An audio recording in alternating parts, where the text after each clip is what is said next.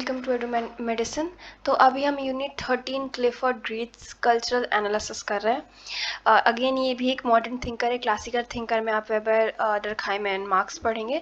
यहाँ पे आप बर्जर, क्लिफर्ड ग्रीट्स और एक स्ट्रॉस पढ़ेंगे, ठीक है। Sorry for the background noise, ठीक है। इनके बारे में थोड़ा जान लेते हैं। बुक दोनों चैप्टर में 11th 12th दोनों के लिए कह रही हूँ, अगर आप पढ़ रहे हैं वीडियो से तो प्लीज़ एक बार बुक ज़रूर देख लीजिए। मैंने कोशिश किया है कि चैप्टर का जो एसेंस है, जो उसका आइडिया है, मैं आपको एक्सप्लेन कर दूँ, पर बुक में आपको और चीज़ें भी मिल जाएंगी। अब क्लिफर्ड जेम्स ग्रिट्स क्या थे? प्रोफेसर थे सोशल साइंस के, और प्रिंसटन यूएसए में अपना उन्होंने स्टडी किया है, और वहीं पे फैकल्टी भी रहे हैं, ठीक है, वहाँ पे काम भी किए हैं। और ये इन किस लिए फेमस हैं? इन्होंने scientific study of social phenomena से, जो कि एमाइल डर्कहाइम या रेडक्लिफ ब्राउन ने प्रमोट किया था कि हमें साइंटिफिकली स्टडी करना है, इन्होंने ज़्यादा मेटामॉर्फिकल और लिटरली स्टाइल एंथ्रोपोलॉजी में इंट्रोड्यूस किया। तात्पर्य क्या था? लिटरली एंटरप्राइज मतलब इस टाइप की राइटिंग उन्होंने इंट्रोड्यूस की जो साइंटिफिक से थोड़ी सी हटके, लिटरेचर से, हिस्ट्री से और फिलॉसफी से थोड़ी close, like story telling, like philosophy. देखिए बर्जर भी थोड़ी फिलॉसफी टाइप की करते हैं और ये भी थोड़ी फिलॉसफी टाइप की करते हैं, तो थोड़ा आप अभी तक जो क्लासिकल थिंकर्स पढ़ रहे होंगे उनसे ये डिफरेंट लगेगा। क्लासिकल थिंकर्स ने लाइन ड्रॉ कर रखी थी कि ये सोशोलॉजी है, ये सोशोलॉजी नहीं है। पर जितने आप मॉडर्न थिंकर्स की तरफ जाते जाएंगे, आपको नज़र आएगा कि उनमें मल्टीपल सब्जेक्ट्स से एक इंस्पिरेशन ले रहे हैं, हिस्ट्री से, फिलॉसफी से, जिससे और जो काम है वो रिच होता है, ठीक है। तो इन्होंने 12 बुक लिखी है, जो कि बहुत बड़ी बात है, और बहुत सारे अदर बुक्स, मैगजीन्स के एडिटर या को एडिटर रहे हैं, ठीक है। और इन्होंने फील्ड वर्क कहाँ कहाँ, जावा, बाली, सुमात्रा, इंडोनेशिया, मोरक्को, बहुत सारे डिफरेंट कंट्रीज़ में किया है अपना फील्ड वर्क, और फील्ड वर्क पे एम्फेसिस भी देते हैं। और उनकी सबसे सिग्निफिकेंट बुक है the religion of Java, Islam observed and the interpretation of cultures and local knowledge, ये सारी उनकी फेमस बुक है। इनका इंटरप्रेटिव अप्रोच के लिए ये जाने जाते हैं। इंटरप्रेटिव अप्रोच क्या होता है? सिंबॉलिक एंथ्रोपोलॉजी, जहाँ पे हम सिंबल्स को स्टडी करते हैं। सिंबल्स को थोड़ा समझ लेते हैं। सिंबल्स क्या होते हैं? कोई ऐसा पैटर्न या कोई ऐसी चीज़ जो बहुत ही क्रिप्टिक या बहुत ही ऐसा नॉलेज दे, जैसे फॉर एग्जांपल आप देखते हैं कि साइंस बने होते हैं एरो के, या हम ट्रैफिक में जाते हैं तो ट्रैफिक में कलर है। कलर क्या है?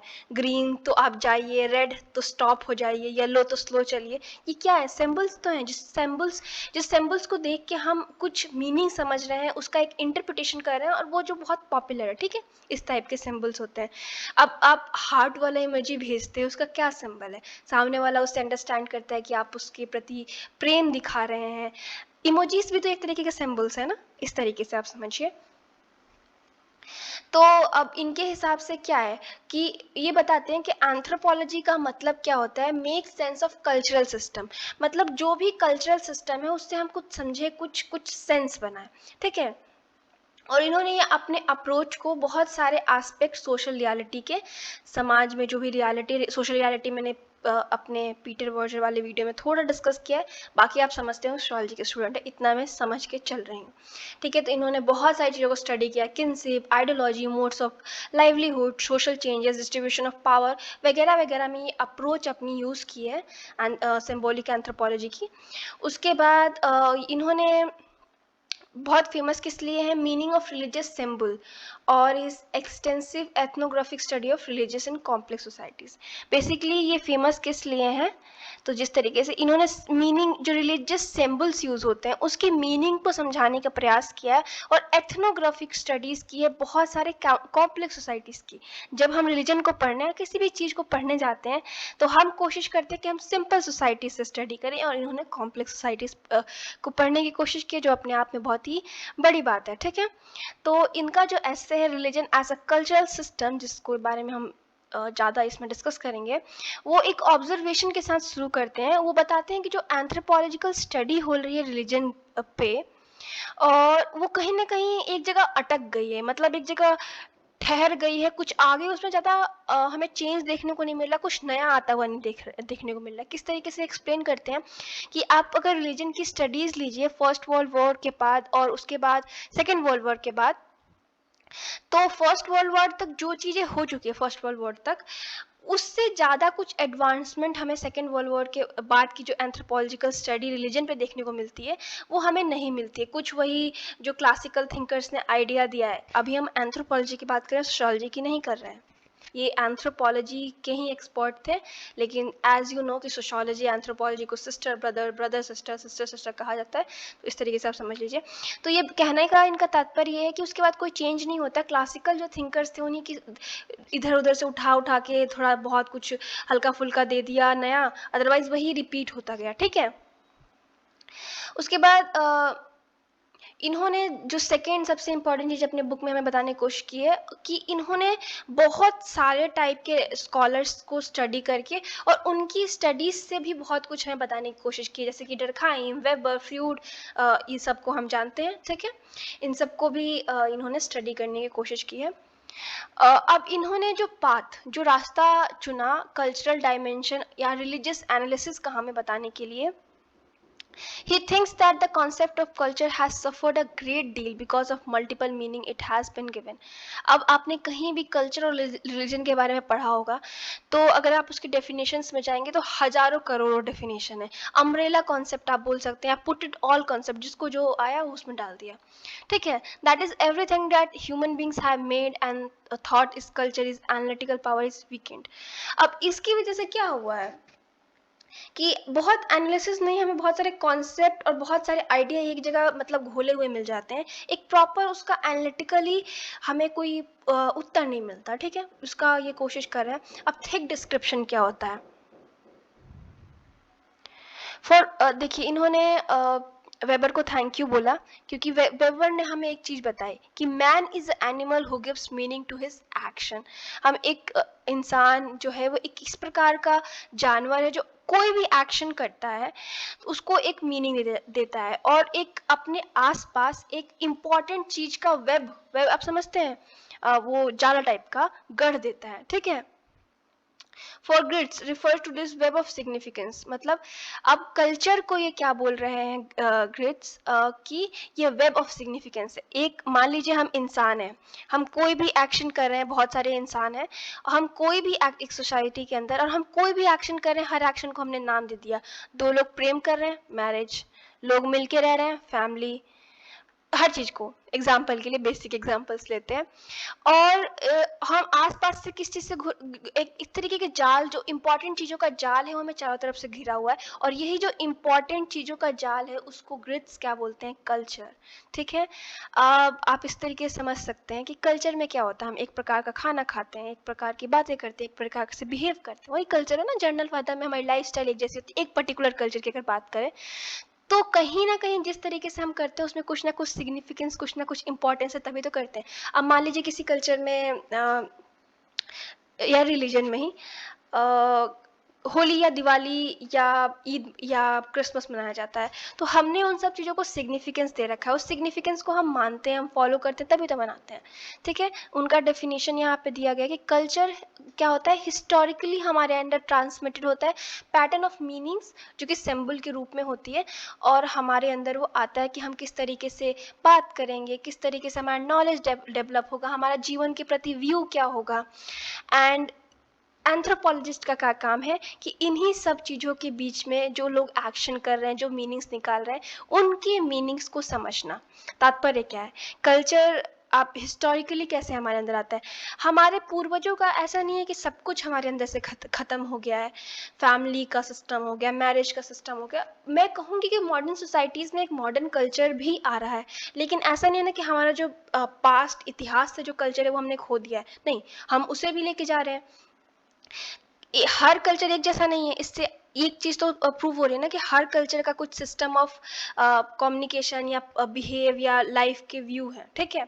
तो मतलब हर कल्चर के अलग अलग व्यूज़ हैं, इसीलिए हर कल्चर अलग अलग है, और वो हम किस तरीके से हिस्टोरिकली हमारे अंदर आ रहा है। और एंथ्रोपोलॉजिस्ट का काम किया है कि उन्हीं एक्शंस के बीच में जो हम एक्शंस ले रहे हैं अपने कल्चर के अंदर, या जो हमारी सोसाइटी में डिफरेंट डिफरेंट सिम्बल्स हैं, उनको समझना, उनको एक्सप्लेन करना।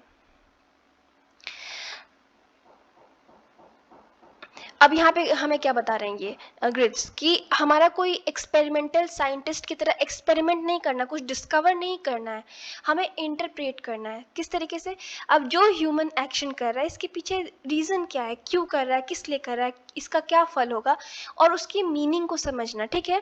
The concept of culture for grids is essentially सेमियोटिक, या हाँ मतलब बेसिकली इसका मतलब होता है सिंबल जिसमें इन्वॉल्व हो, यानी कल्चर जो है पूरा सिंबल्स से बना हुआ है, और उन्हीं सिंबल्स को हमें मीनिंग उसके पीछे जो छुपी राज है उसको हमें डिस्कवर करना है। ये बेसिकली काम होगा एक एंथ्रोपोलॉजिस्ट का।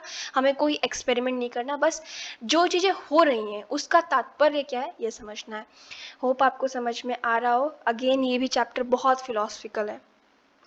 सेकेंड, देखिए अब ग्रिड्स को भी डर्कहाइम का आइडिया जो था रिलीजन को लेके, उसी से इंस्पिरेशन मिला, और सेम पीटर बर्जर के साथ है। तो एक चीज़ तो आप क्लियर कर लीजिए कि मॉडर्न थिंकर्स के बीच में डर्कहाइम का जो आइडिया है सीक्रेट और प्रोफेन का रिलीजन को लेके, वो बहुत ज़्यादा पॉपुलर है या बहुत ज़्यादा माना जाता है।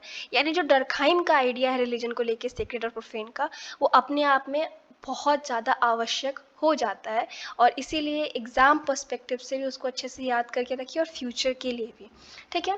तो जिस तरीके से दरखाई में बताते हैं कि रिलीजन दो चीज़ों से बना होता है, सेक्रेड और प्रोफेन से, ठीक है। The idea of sacred represented through symbols, material as well as non material, ठीक है। अब सेक्रेड सिंबल्स क्या हो सकते हैं? अब सेक्रेड को हम किस तरीके सिंबल के प्रति समझाते हैं, या तो मटेरियल के फॉर्म में या नॉन मटेरियल फॉर्म के फॉर्म में। अब इसको किस तरीके से आप समझेंगे? सेक्रेड क्या है?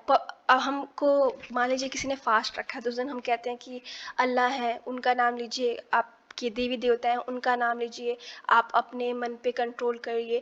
तो रिलीजन ने हमारे मन में क्या एक सिंबल डाला है? पवित्रता का। आज हम कोई भी बुरे काम नहीं करेंगे, आज इस तरीके से हम बात करेंगे, या ये चीज़ साफ़ है तो यहाँ पे आप अपना चप्पल उतार के जाइए, साफ़ वस्त्र पहन के जाइए, इस तरीके से, ठीक है। उसके बाद देखिए sacred symbol condition the people's thought, tone, their life, their moral, aesthetic style, the way in which they construct and order the universe around them, and the meaning attributed to their existence. Religious symbols have power derived from specific metaphysics or philosophy, which also presents to people a specific cosmic और supernatural order.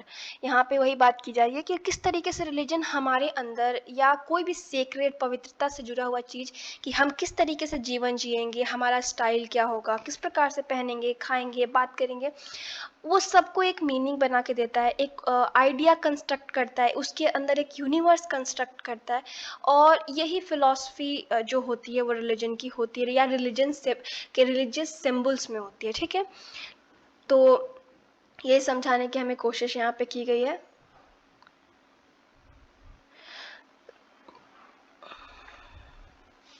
अब देखिए जो idea जो human है, हम ही ने कहीं ना कहीं इमेजिनेशन किया है, कहीं हमने अपने दिमाग में सोचा है, और एक कॉस्मिक ऑर्डर, एक ऐसा यूनिवर्स क्रिएट किया है जो सेक्रेड है, पवित्र है, या जो एक्स्ट्रा ऑर्डिनरी है, जो या हमारे पहुंच से बाहर है। ऐसी दुनिया हमने क्रिएट की है ना। क्या आप गॉड अल्लाह के पास डायरेक्टली उनको टच नहीं कर सकते, उनको छू नहीं सकते? हमने बस इमेजिनेशन से क्रिएट किया कि कोई सुपर पावर है हमारे ऊपर, ठीक है। और उसी को देख के हम ये सोचते हैं कि वो हम पे कॉन्स्टेंटली कोई ना कोई अपना प्रभाव डाल रहा है, और ये कोई न्यू आइडिया नहीं है। Earlier theories have drawn up relation between the cosmic order and human action, और बहुत सारी ऐसी थ्योरीज आपको देखने को मिल जाएंगी, पहले के थिंकर, न्यू थिंकर, ये किस तरीके से हमने ये एक कॉस्मिक रिलेशन बना रखा है, यूनिवर्स से रिलेशन बना रखा है, कि देयर इज समवन जो हमें देख रहा है, जो हमारे को आशीर्वाद दे रहा है, या जो हमको इन्फ्लुएंस से प्रभावित कर रहा है, ठीक है। अब रिलीजन को यहाँ पे ग्रिड्स ने समझाने की कोशिश किया, system of symbols which acts to establish a powerful pervasive and long lasting mood and motivation in men, ठीक है। इसमें ये 3-4 को मैंने ऐसे डिवाइड करके लिखा है, आई थिंक उसमें एक साथ ही लिखा हुआ आपको मिल जाएगा। अब mood and motivation seems uniquely realistic. अब इस देखिए, इसमें सिंबल्स हमें दो चीज़ें यहाँ से लेके जानी है इस डेफिनेशन से। एक तो कि सिस्टम ऑफ सिंबल्स है रिलीजन, और दूसरा ये कि एक इस तरीके का मूड या मोटिवेशन इंसान के अंदर ऐसा क्रिएट करता है कि हमें एक सर्टन तरीके से बिहेव करना है, एक सर्टन तरीके से खाना है, या एक सर्टन तरीके का बिलीफ है जो बहुत यूनिक और रियलिस्टिक है। ठीक है, आप खुद सोचिएगा, अगर आप रिलीजन में बिलीव करते हैं तो किस प्रकार कोई व्रत, कोई त्यौहार या कुछ भी आता है तो हम एकदम रूल तोड़ते नहीं हैं, क्यों? क्वेश्चन कीजिएगा, बाकी तो आंसर आपको इसमें बहुत कुछ मिलेगा। रिलीजन देखिए एक सिस्टम ऑफ सिंबल्स है, लेकिन इसका कहीं भी तात्पर्य ये नहीं होता कि केवल रिलीजन में ही सिंबल्स है। सिंबल्स पूरी सोसाइटी में है, या यही केवल रिलीजन में ही सिंबल्स होते हैं। सिंबल हर जगह में मिल जाएंगे। Forget it, in fact culture which is system और complex of symbols and religion being a part of culture. यहाँ पे इनके कहने का तात्पर्य ये है कि जो कल्चर है वो बहुत सारे सिस्टम से बन के, कॉम्प्लेक्स सिस्टम मतलब सिस्टम से बना हुआ है, और जिसमें बहुत सारे सिंबल्स हैं, और कल्चर का ही एक पार्ट रिलीजन है। तो यहाँ पे ग्रिट्स का कहना है कि रिलीजन एक कल्चर का पार्ट होता है, और कल्चर एक कॉम्प्लेक्स सिंबल से बना है, और रिलीजन सिंबल से बना है। तो यानी कल्चर के अंदर डिफरेंट डिफरेंट, इस तरीके से समझिए, एक सोसाइटी है, सोसाइटी के अंदर कल्चर होगा। अब कल्चर के अंदर क्या होता है? रिलीजन होता है, ठीक है, लाइफस्टाइल होती है, फूड होता है, किस तरीके से बिहेव कर रहे हैं, हिस्ट्री क्या है, इन सब। तो इन सब का अपना अपना एक सिंबल भी है। रिलीजन का अपना सिंबल्स होंगे, सिंबल्स, एक सिंबल नहीं, लाइफस्टाइल का सिंबल्स होंगे, हर चीज़ के सिंबल्स होते हैं जिसकी कुछ मीनिंग होती है जो हम अपने आप अपनी सोसाइटी में हम समझ जाते हैं। ठीक है, तो इनका कहने का मतलब है कि इन सारे कॉम्प्लेक्स सिंपल सिंपल सिंबल्स से मिलके कॉम्प्लेक्स कल्चर का सिंबल बनता है। अब लेकिन एक और डिफरेंस है, रिलीजियस सिंबल जो कि सेक्रेड है, और अदर सिंबल्स जो और सोसाइटी में है। जो चीज़ों को हम पवित्र मानते हैं वो अन्य चीज़ों से बहुत अलग है जो कि हम सेक्रेड और प्रोफेन में पढ़ चुके हैं। ठीक है, सोसाइटी के जो अलग सिंबल्स हैं, ट्रैफिक के जो सिंबल्स हैं वो डिफरेंट होंगे हमारे जीवन में, या किसी रेस्टोरेंट में कोई सिंबल्स हैं, या कोई और चीज़ कुछ और रिप्रेजेंट करता है, ट्रैफिक लाइट कुछ और रिप्रेजेंट करता है। रिलीजियस सिंबल्स हर चीज़ों से परे हैं, ऊपर हैं। ठीक है, कहने का यहाँ पे तात्पर्य ये है। ये तो ऊपर वाला ही मैंने शायद वो कर दिया है।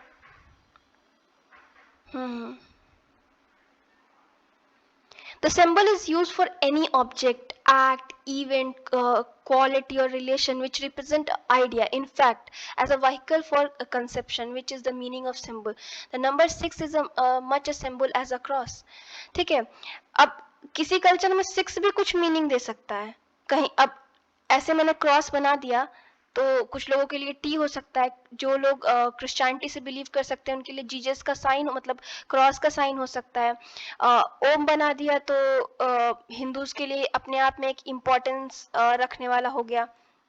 ठीक है, चांद बना दिया तो जर्नल लोगों के लिए चांद होगा, इस्लाम में इसका अलग इम्पोर्टेंस हो गया। तो सिंबल का मतलब कोई भी ऑब्जेक्ट, एक्ट, इवेंट, क्वालिटी, कुछ भी हो सकता है। ठीक है, अब मान लीजिए ना कि आप किसी को झुक के उसको आशीर्वाद लेने की कोशिश करते हैं, या ये आप चले जाए साउथ ईस्ट के या साउथ वेस्ट के कल्चर्स में, जहाँ पे चाइना, जापान, कोरिया में झुक के हम अपने बड़ों को आदत करते, तो वो भी तो एक सिंबल है ना। हम झुक रहे हैं तो सामने वाला समझ, मतलब ऐसा कोई एक्ट जिसको करने से अगर बाहर का कोई देखे तो उसको समझ नहीं आया कि एग्जैक्टली हो क्या रहा है, लेकिन उस कल्चर के लोग समझ जाए, ये भी हो सकता है। अब वो झुका तो इसका मतलब, अब तो खैर हमारा वर्ल्ड वाइड एक तरीके से सोसाइटी हो गई है, तो लोग समझते हैं कि झुकने का मतलब ये है कि रिस्पेक्ट दे रहे हैं। तो लेकिन पूरी सोसाइटी भी अगर समझ रही है उसका मतलब, पूरा वर्ल्ड भी समझ रहा है कि झुकने का मतलब रिस्पेक्ट देना हुआ, तो झुकना एक सिंबल हो गया। ठीक है, और हम उसको इंटरप्रेट कर रहे हैं कि हाँ वो हमारे सामने झुक रहा है तो हमें रिस्पेक्ट दे रहा है।